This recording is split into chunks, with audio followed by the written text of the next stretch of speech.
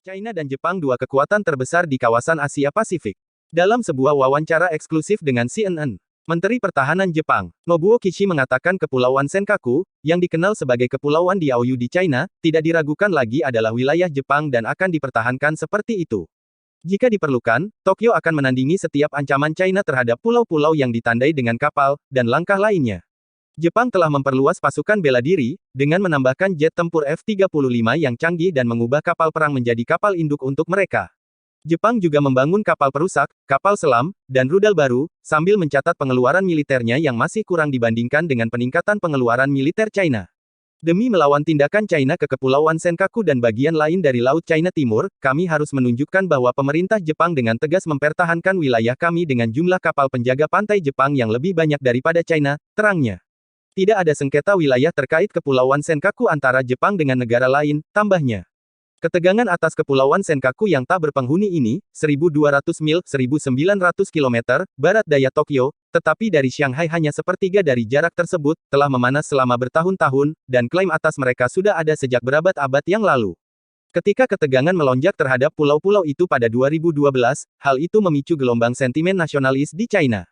Protes publik pecah di puluhan kota di China, dengan mobil-mobil bermerek Jepang dihancurkan, toko-toko dan restoran Jepang dirusak, dan puing-puing dilemparkan ke kedutaan besar Jepang di Beijing. Di tingkat pemerintahan, China sama kerasnya seperti Kishi mengklaim Kepulauan Senkaku. Pulau Diaoyu dan pulau-pulau yang berafiliasi dengannya adalah bagian yang tidak terpisahkan dari wilayah China, dan merupakan hak kami untuk melakukan patroli dan kegiatan penegakan hukum di perairan ini, terang pernyataan yang dirilis Kementerian Luar Negeri China pada tahun lalu. China telah mendukung klaimnya di kawasan itu dengan keberadaan kapal-kapalnya, dan dengan menetapkan undang-undang baru yang memberikan kekuatan yang diperluas kepada penjaga pantainya.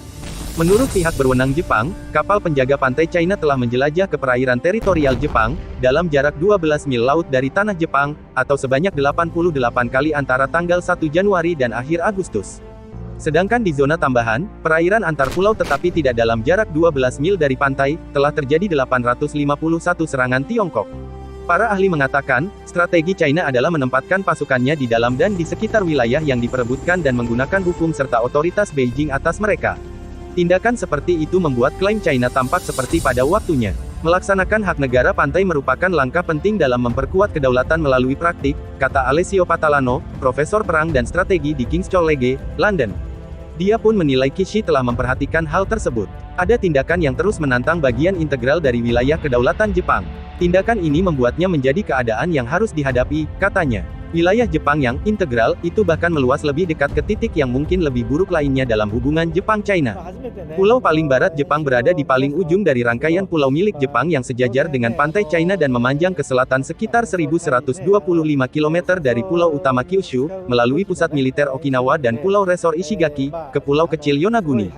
Pulau Yonaguni dengan luas daratan 11 mil dan populasi kurang dari 2.000 orang, terletak hanya 68 mil, 110 km, dari Taiwan, pulau yang diatur secara demokratis di mana Beijing mengklaim kedaulatannya.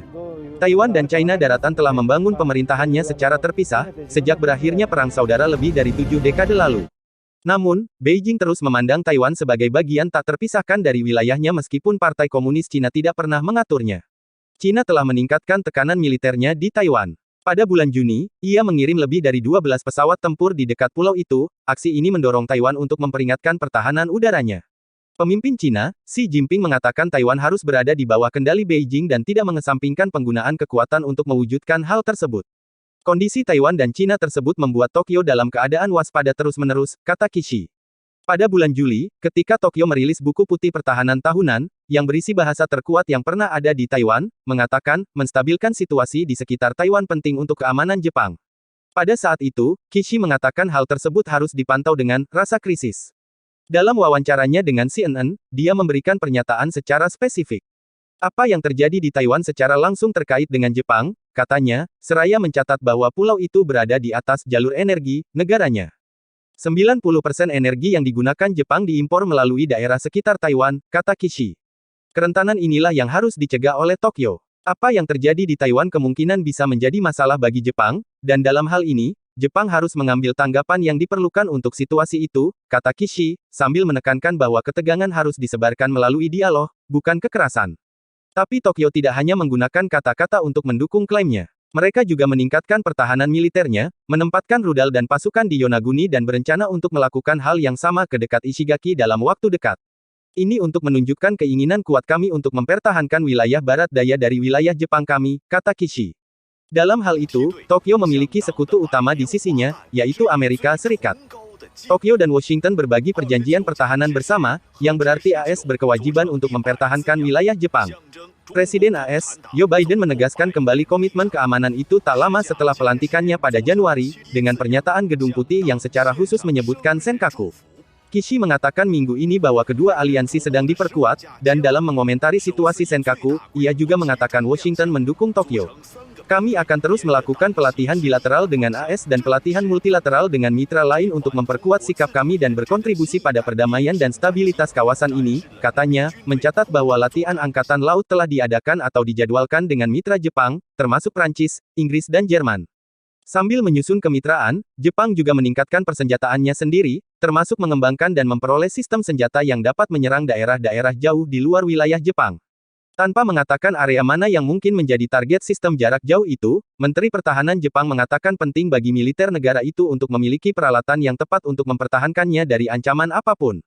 Sementara itu menurut laporan Taipei mengatakan 2 pesawat tempur J-11, 6 pesawat tempur J-16, 1 pesawat anti kapal selam Y-8, dan 1 pesawat mata-mata Y-8, memasuki zona identifikasi pertahanan udara di dekat Pulau Pratas pada Sabtu tanggal 18 September tahun 2021.